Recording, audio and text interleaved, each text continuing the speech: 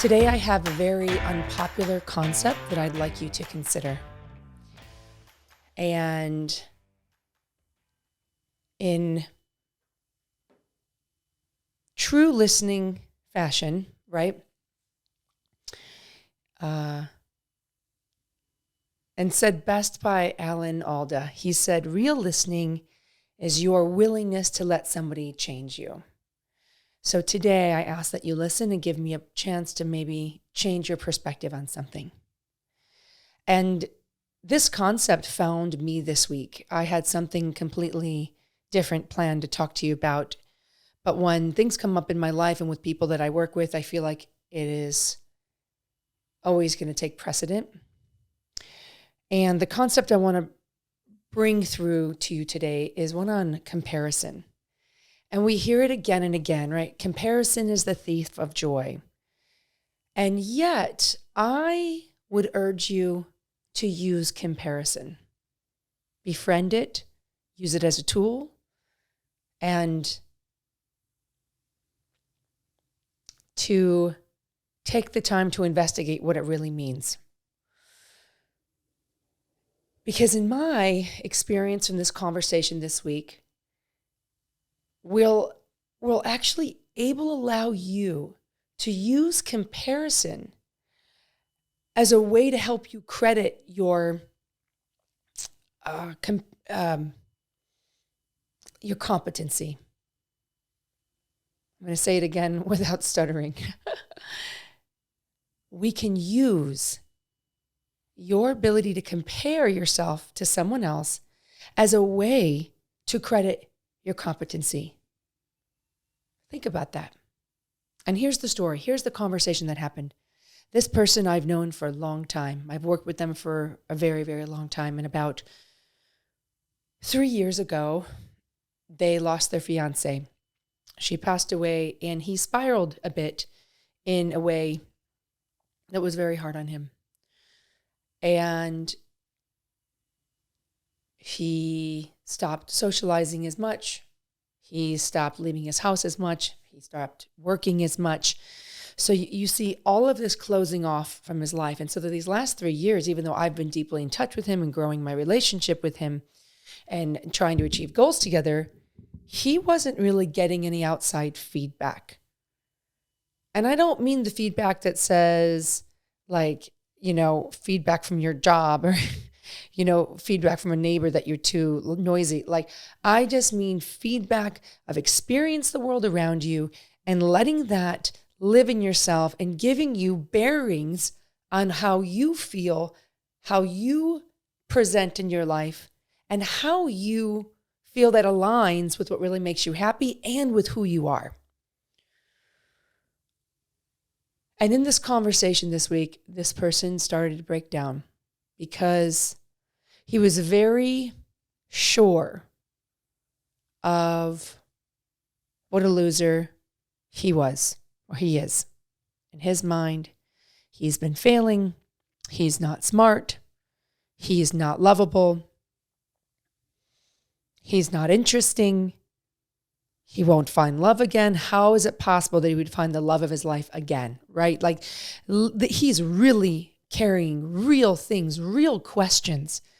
And as I sit and I listen onto this in this phone call, I'm blown away by the sophistication of his thoughts, the honesty behind what he knows he must do. And what's wild is, as me just listening, I'm not even coaching. He's able to see where he was, where he kind of got lost, where he needs to go now, how he knows he doesn't want to run from what he's feeling, how he knows he needs to start taking care of himself, how he's going to start putting steps in place to do all those things and start to open his life and move his life forward. And I sat starting to cry, and he's crying as he's telling me, and I'm weeping as I'm listening because I say, do you know how far along you are already?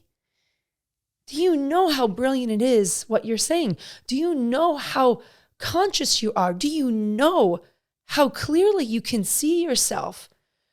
And what he's doing at his age, I'm going to tell you right now, I was not capable of doing when I was that age. And it occurred to me that he has no bearings of how far along he is in his own personal growth, both emotionally, intellectually, and in his personal healing from this devastating loss, because he hasn't exposed himself to anyone or anything. And I thought, man, I have met thousands and thousands of people, and I am telling you, I don't know anybody like you. I don't know anyone that thinks like you, that phrases words like this, that has this humor, that is able to have this perspective, especially with so little action in their life, so little exposure. And they didn't believe me. And that's what devastated me, and which is why I knew I had to talk to you guys about this today. Because I thought, man, if he was just out there comparing himself to other people, he'd see how far along he is. And there's a line in this comparison that I want us to walk together, which is, as humans, we are very evaluative creatures, right? Maybe you see me, you're like, oh, Jen, you cut your hair, it's shorter than it was before, right? Or you step outside, you're like, oh, wow, it's warmer today than it was yesterday. We measure things very naturally. It's who we are. It's creatures. And so what I'm asking us to do is to compare from an evaluative standpoint versus an emotional one, because it's very easy to become judgmental or assign a meaning to the comparison, to the difference that you see, right? When you say my hair is shorter, you don't feel emotionally one way or another about it, and that's okay. So in the same situation with this person, if he saw someone struggling with the loss of a fiance, and he saw how much further along he was in that progress because he saw how stuck that other person was, he'd be like, oh, he doesn't think less of that person. He doesn't shame that person. He doesn't judge that person. He just realizes, oh man, I'm doing pretty good. I always compare it to a workout. You guys know how I feel about running. I'm not very fast. I'm trying. I'm working on it. But man, like, I think, oh gosh, I'll do a run. And I was like, I don't know, it felt really hard. I felt kind of slow. And then I'll talk to a few people about how it went for them. And I was faster than them. And I'm not saying I'm better than them, but I'm like, you know what, Jen, you're doing pretty good. You're doing good.